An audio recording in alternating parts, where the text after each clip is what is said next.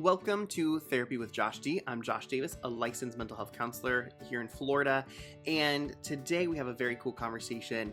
I interview Lisa, who is a eating disorder specialist and works with teenagers and queer folks struggling with negative body image, eating disorders, their relationship with exercise. This is a really cool conversation if you have ever thought or was curious about your relationship with food, body, and exercise. I hope this is a helpful conversation. It's kind of for if you are struggling with this in order to get connected with appropriate care, or even just if you have thoughts about eating disorders and maybe even judgments about eating disorders. I hope this conversation clears things up for you. Without any further ado, let's get into it. Yeah, I don't know what it is. Like today I woke up super sleepy. I haven't felt like I've woken up yet. You know what I mean? Do you have those days? Yes, but I went to the gym this morning and they partner you up and the girl was like super like you could do this. So I was like went hard and then I got home and I was like, oh my God, I'm so dead. Oh no. I'm gonna survive now. I'm so So tired. I was have you looking had caffeine? I do have caffeine. I got some coffee, so I'm good to go. I just always look at my dogs and they're both always sleeping and I'm always like, what a life. I would love that life. I know somebody's just there to feed you and then rub your back and Mhm. sleep and Just chill all day, go on walks. A good life. yeah, you like walking. I love walking. Right? Eating, walking, going outside. That's the perfect day. It'd be great. It'd be great. Tell me a little bit about yourself. Who are you? What do you like to do? Of course. Should I say my name? I'm Lisa Jimenez. Yeah. I think you should probably know that. I mean, I know you know that. I'm Lisa Jimenez. I'm a therapist, technically a licensed mental health counselor, and I work with a lot of young people, queer people. And what I really focus on is eating disorders, disordered eating, and body image. That's not the only thing I do, but that's like Hmm. my main thing, what I'm Focus. really passionate about. Yeah, Okay, yeah. exactly. Um, what else should you know about me? I'm always interested in people's relationships, and I don't know if you're comfortable sharing a little bit about kind of you and in your personal life, but I'd love to know a little about like how you met your partner and just kind of about you guys. Totally. Yeah.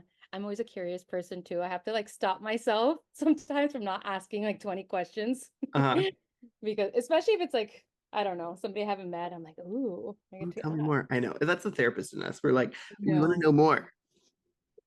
One time I went to dinner with this guy in the Navy and I was like, oh, this is my opportunity. Tell me everything about it. Everything. How do you sleep? What do you eat? Oh, Hmm. my family was like, okay, chill, Lisa. But about me, so I'm married. I've been married for 5 years. My wife and I met on a dating app. Love Um, that. yes, it's, you know, a lot of people have shame about it. I don't. I'm like, it's not that easy sometimes to meet people, especially other queer people. Yeah, I feel like you have to use the apps.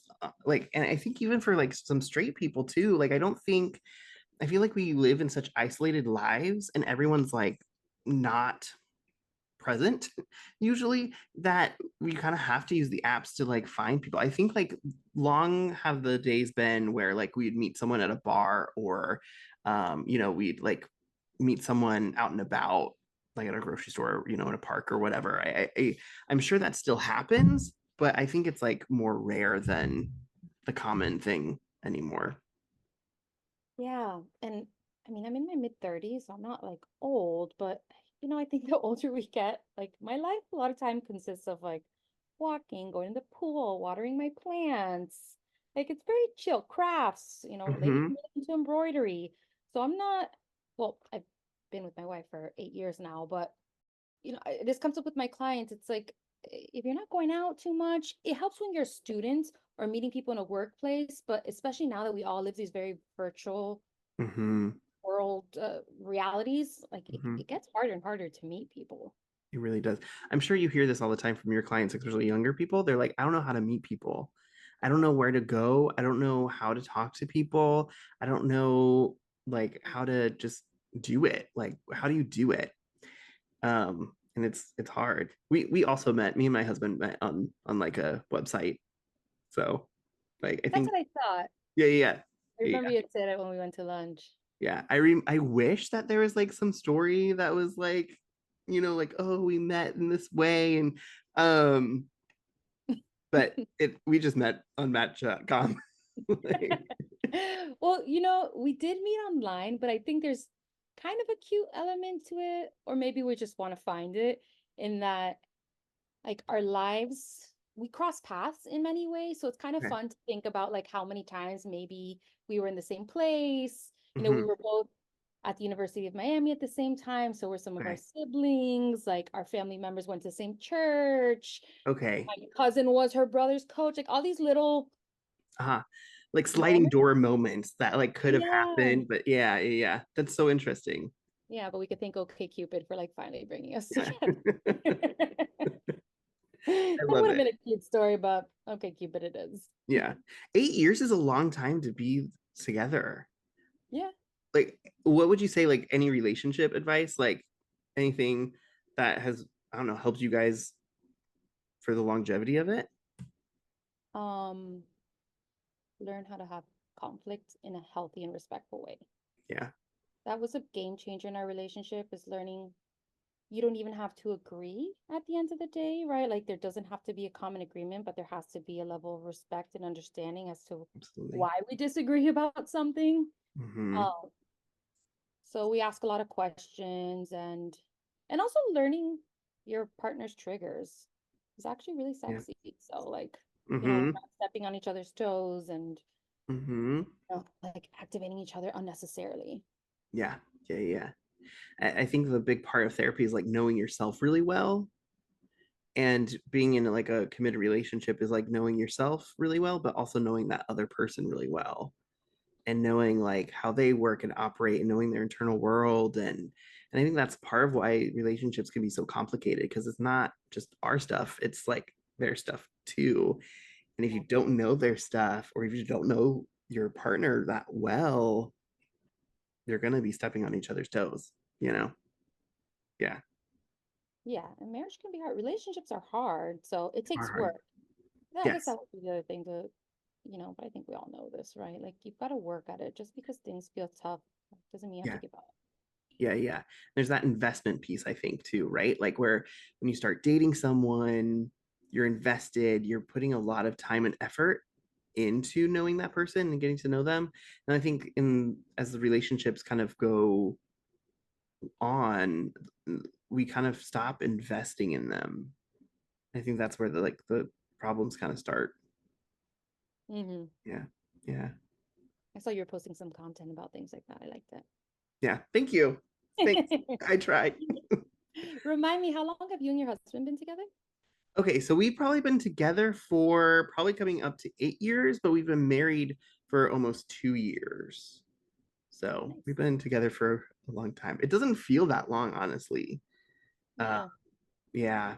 So it's crazy how life changes and like how you grow together and change together. Because just from when I met him till now, we've just gone through a lot of different life stuff. And it's interesting to notice and kind of observe I think it's the Gottmans. I don't know if you know much about. Mhm. Okay, the Gottmans I think are the people that talk about influence, right? There's I some, think so, yeah. yeah, yeah, but like accepting influence from your partner and stuff. And it's cool to see like how I picked up some of his like traits, and he's picked up some of my traits, and like so we're like influencing each other, which is kind of cool. Because they'll be even like our in our friend group, they'll be like, oh, that I felt like I was talking to Josh in that conversation or something. So it's just funny how things kind of work, and how relationships kind of change and grow together. It's cool. Mhm. And how your wardrobe starts to blend too. Yeah, yeah, yeah, That yeah, happens yeah. to you guys. Yep, yep, I'll absolutely. buy a shirt and then all of a sudden I'm like, I guess it's yours now. Yeah, it's a free for all. It's whatever. So you guys have been together for a while. Mhm. Tell me a little bit more about your work, like what you're passionate about. Probably diet culture, like breaking down diet culture and Mhm. stigma, like that stuff always like it gets my gears going, and I'm like, yeah, get mad for them. Hmm. Um, I really enjoy working with like college age and young adults. I Hmm. see teens and even younger than that. Um, but a lot of like body image, Hmm. people working their way through recovery. Hmm. That's just the stuff. I don't know. It's funny. Different points in my career, I've thought like, oh, is this what I want to focus on? But I always end up back at it. And I've, Back. yeah, the past few years I accepted, okay, like this is what I love. Why am I trying to pretend like it's not? Yeah, yeah, yeah, yeah. Yeah. When you talk about recovery, I'm assuming that you're talking about eating disorder recovery. Yes, Okay, that's cool. yes. So if someone doesn't know, because I used to work in an eating disorder facility, and it's funny when you tell people that, all of people's misconceptions about what eating disorders are or what people think they are, or like the comments around them that they're kind of cringe. And I'm curious, like, if no one knows what an eating disorder is, like, how would you define it? Like, how would you educate someone that is like, okay, what's an eating disorder? I guess the way I would say it is an eating disorder is a serious illness. It's a mental health condition where a person is really obsessed with food, weight, their body, and it usually will play out in different behaviors, like whether it's limiting food intake, like restriction, purging, compulsively exercising, compensating, maybe like having consuming less the next day because they feel guilty about the food the day before. Hmm. Um, or just spending like a lot of time and energy thinking about what they ate, didn't eat, are gonna eat, or Hmm. how they want to change their body, or um, Hmm. how much they exercise or physical activity they want to do that week. Hmm. So it's like an inappropriate amount of energy put into those areas that usually comes with a lot of consequences, like in relationships and their health, and you name it. Hmm. Curious to learn more about how you see eating disorders impact relationships, like You their know, friendships or their partnerships. so we worked at the same place. I don't know if you remember that. We weren't Hmm. obviously didn't work at the same Not at the time. same time. But Yeah, yeah, yeah, yeah, yeah, yeah. That I would hope you would remember. yeah, So, worked at the higher levels of care. I worked at all the levels of care with eating yeah. disorders. You probably worked at various as well. And a lot of times when people are in a relationship and like the significant other is coming for treatment, we've heard them share that they almost feel like they've been cheated on because the Hmm. person is like in this whole other relationship with the eating disorder. Which, yeah, Hmm. like some people don't like the language of like the eating disorder as a separate thing. It really depends on the client, like whether we say it's like kind of a part of the brain or it's like we personify it or Hmm. whoever. But point is, like, that's where their attention and energy goes. So they're not really present in the relationship, or it Hmm. limits a lot of what they're doing in the relationship. So the person struggling with the eating disorder might, not want to be going to certain activities, might be isolating. Typically, with eating disorders comes anxiety, depression, maybe some OCD. So their mental health, is Hmm. not in the best place. And there's that whole element of it. Maybe more so for my teenagers when they're really deep in their eating disorder, there might be a lot of anger that comes out. Hmm. And that can obviously impact relationships or friendships, might Hmm. push people away, or the people just don't know how to help. So they're kind of, at bay. Yeah. It Yeah, takes a huge toll on relationships, obviously. absolutely. Yeah. I remember that kind of like feeling like you're cheating on me with your eating disorder type dynamic. And for relationships to work, we have to have mental capacity for our partner, right? Like we can't just like be walking around the world and thinking about just about me.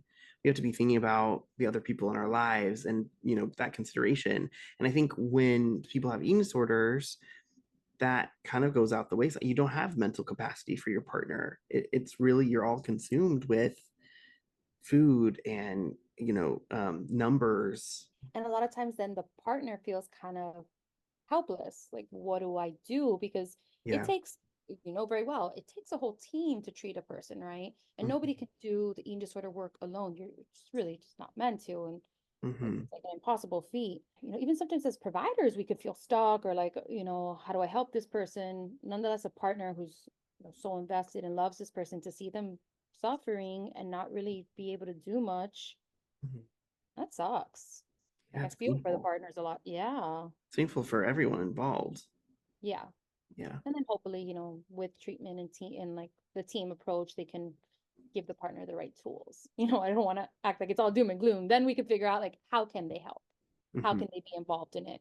And we need Yeah. their involvement. Everyone that has different coping skills, they it's different how they relate to it. So not one person with like substance abuse is going to navigate substance abuse treatment in the same way. Just like how someone with an eating disorder is going to be very different in their treatment. I think that's where like as providers, you have to be so intuitive, or not intuitive, but you have to be very knowledgeable about how that person operates and how their eating disorder works within them. Yeah, it has to be very individualized. If we try to do like a blanket approach to everybody, like Yeah, it's not gonna work.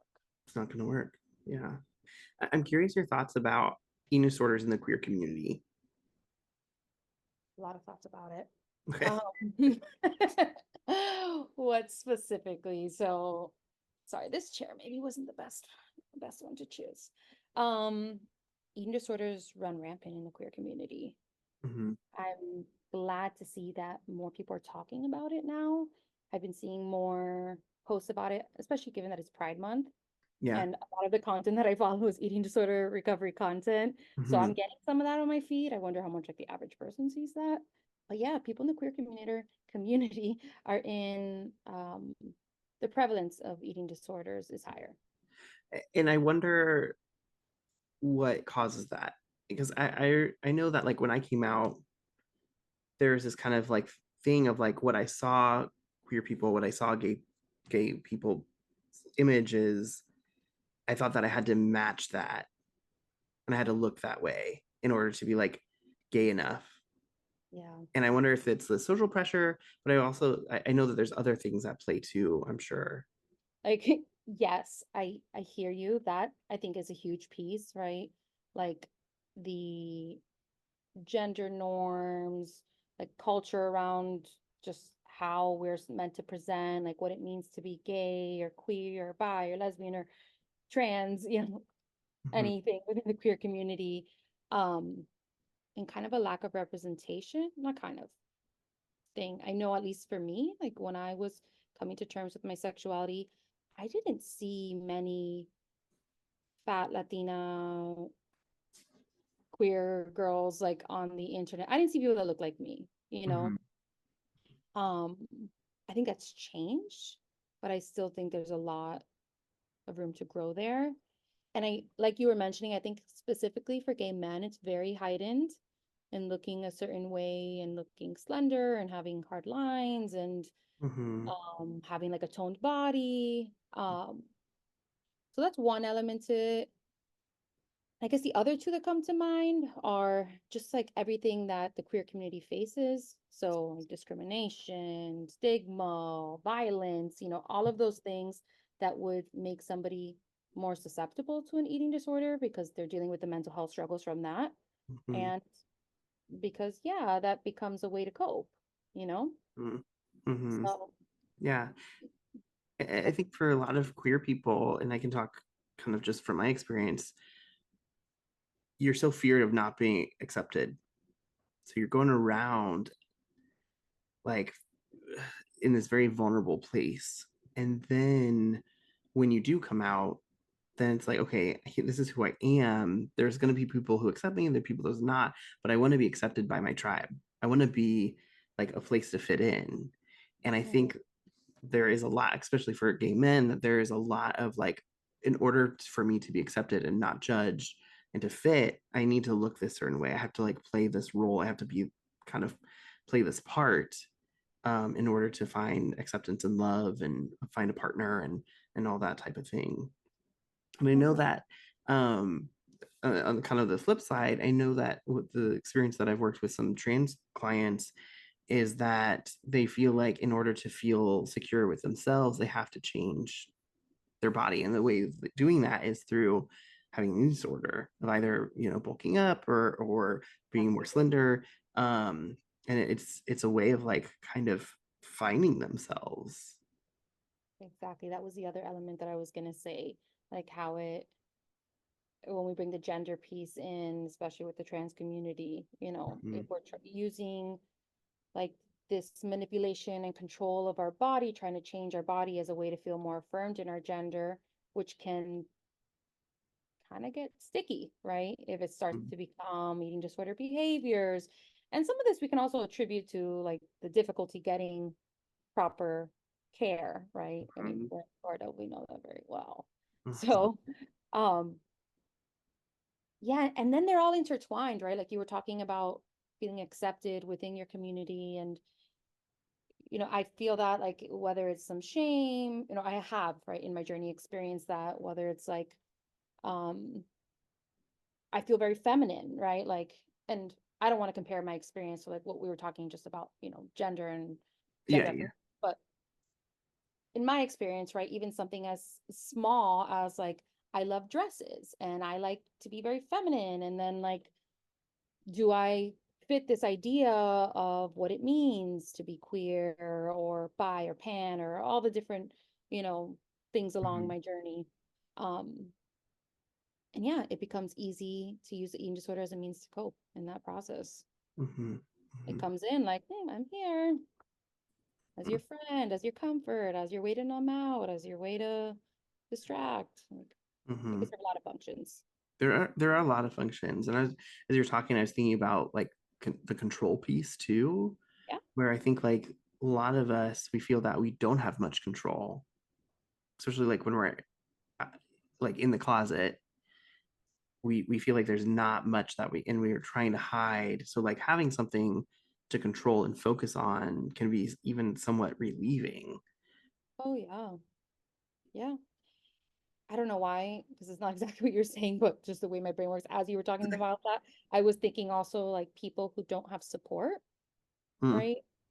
And that being that kind of fueling the eating disorder too, right? Like feeling all the sadness, the disappointment, and all of that, and whether like control of food or their body, weight, shape, and size, like becomes something to fixate on when they Hmm. can't control others around them. Maybe that's the connection I made in my brain. I don't even know. Yeah. I remember that somewhere I read or saw that when people binge eat, it like feels it's like the same sensation in our brain. Like it like activates the same chemicals as like connection with other people. And like so that's where when people eat or binge eat or overeat, it typically is because they're lonely. There's a loneliness piece into it. Yeah, that comes up a Yeah. lot. Yeah. Just interesting. Yeah, I mean, I don't want to get into this whole spiral, but I was just thinking about how people tend to pathologize the food, and Mm. I remind them that the food isn't the issue here, right? It's It's not the like, villain.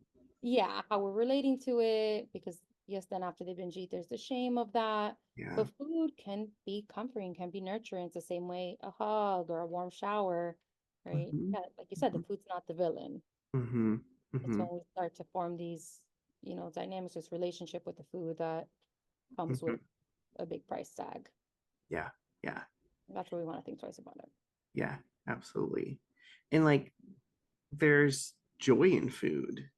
Oh, And like yeah. I remember that one of the dietitians that I've worked with, she would talk a lot about like soul food, of like not being like that type of Mhm. food, but like things that bring you joy and like make you happy and have like kind of going back to like the relationship with food, right? Of like there's going to be memories tied to food. There's going to be memories that we have like when I eat a peanut butter jelly sandwich, I'm going to think of my childhood, or I'm going to like if I eat this type of food, I'm going to think of like my grandpa or like whatever, because we would have that, during when we were at their house or whatever. You know what I mean? Like there's cues that are tied to food. And so food is much more than just like food, but it is like nourishment. Like it is fuel, but there's also the kind of the psychological elements that are a part of it, which make it really complicated to kind of explore. Yeah. Yeah. And that's the stuff that you asked me what I was passionate about, right? Diet culture tells us like food is fuel. No, food is not just fuel. Food is culture, food is love, food is comfort, food is Mm-hmm. excitement. Like those things are okay too. Yeah. And food is connection too. Like in every culture, everyone sits around a table or sits down around together and eats. Hmm. It's that cultural piece. Like it's that thing of connection. funny enough, we're here talking about the queer community. When I get together with my queer friends, we're usually gonna eat. Like Yeah, that's absolutely. it's like, Absolutely. what are we gonna make? What are we gonna do? It Hmm. brings us together. Yeah, food brings people together, and that's been the case, I think, since humans have been like humans, you know? Yeah. Uh, yeah, yeah. So we kind of touched on the different types of eating disorders, but I'm curious to know, like, what are all the different kind of layers? Because I think some people may think that eating disorders are just restriction. And I know that they kind of become complicated, but I'd love for you to walk through of like the different types of eating disorders that are out there. Okay, sure. There's anorexia nervosa, which is really more about like restricting our intake and fear of weight gain and yeah, I guess I'll leave it at that. There's bulimia nervosa, which is more so purging foods that we've consumed. There's binge eating, which would be, well, with bulimia, there is typically an element of binging and purging. Hmm. And with binge eating, it's binging without the purging. Hmm. There's ARFID, which more and more people are talking about. That's avoidant restrictive food intake disorder. So for that, we see like a difficulty like having a variety of foods. So there's typically few foods that the person would eat or feel comfortable with, and it can actually be more serious than people have recognized, although I think Hmm. now they are because it can lead to um, medical consequences like stunted growth, things like that.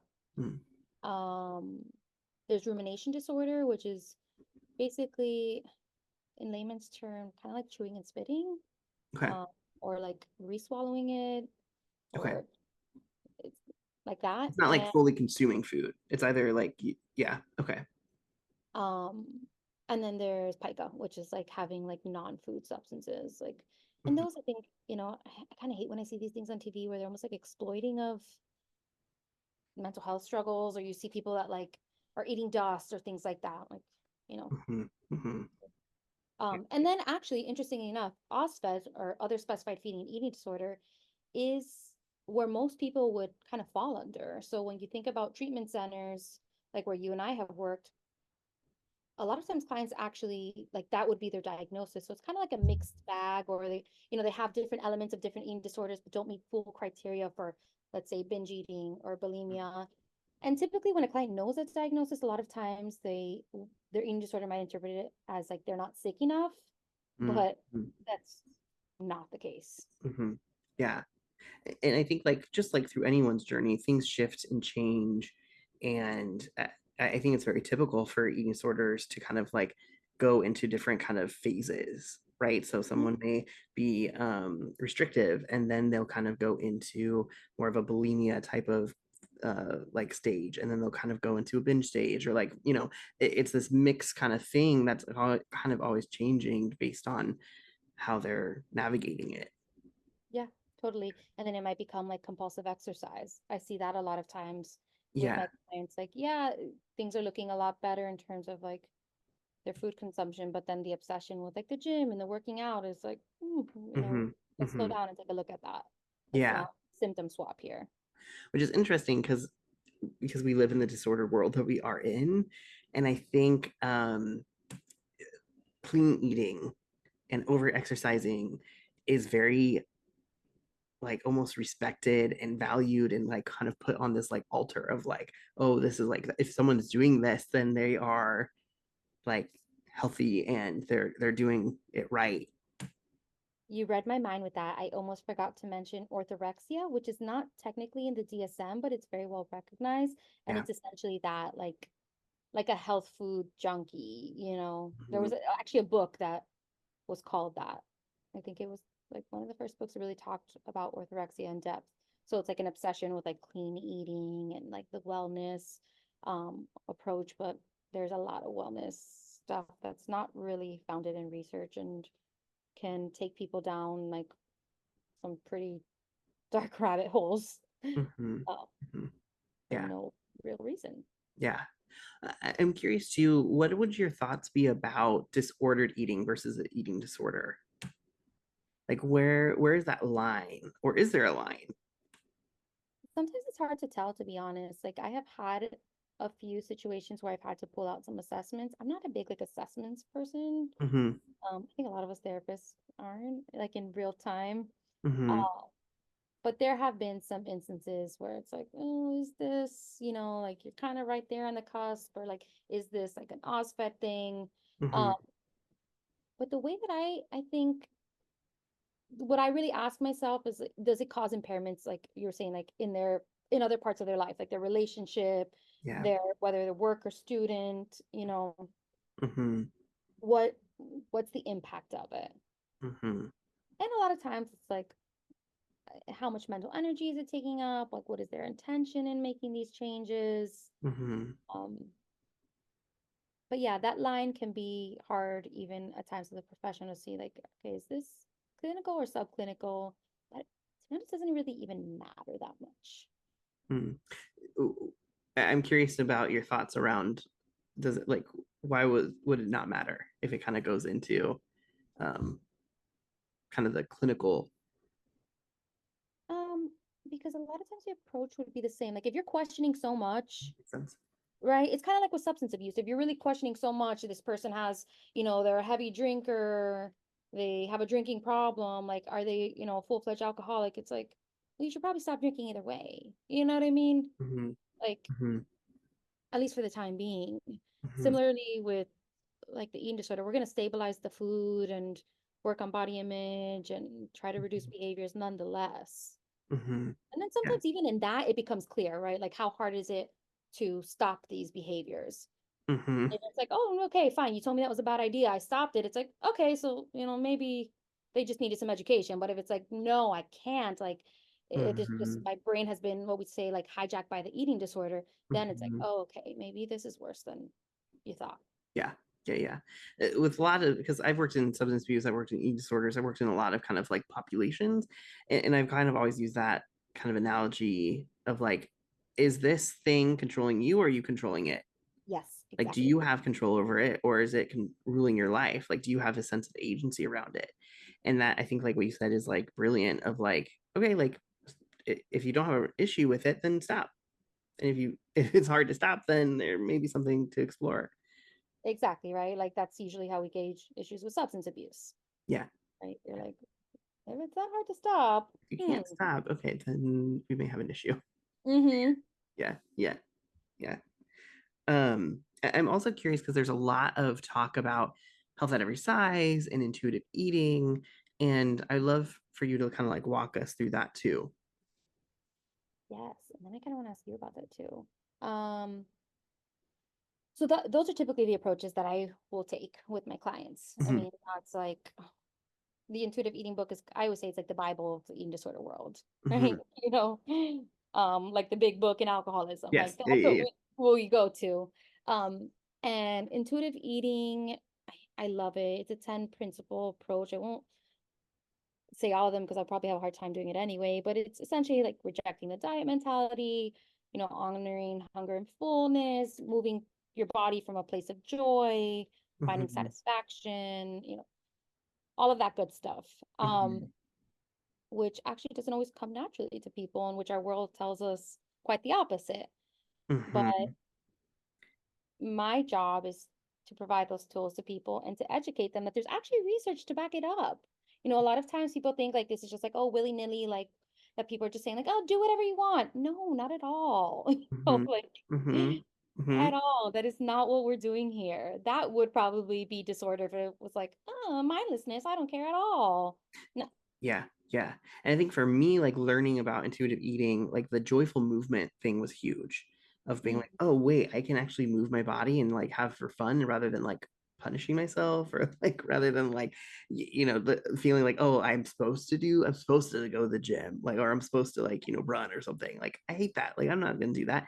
But I can like do other things that bring me joy and happiness and like the hunger cues thing too because I don't think that's ever really taught because like I grew up in the world of like clean plate club, me too. right? Like you have to clean your plate in order to get like dessert, or or Yes. you're gonna be punished even if you don't eat what is like on your plate, which I think I understand where parents and families come from of like wanting to get like proper nutrition. I think that's also kind of what they've been taught, but there's consequences to that. There's like lasting effects of kind of where that, goes.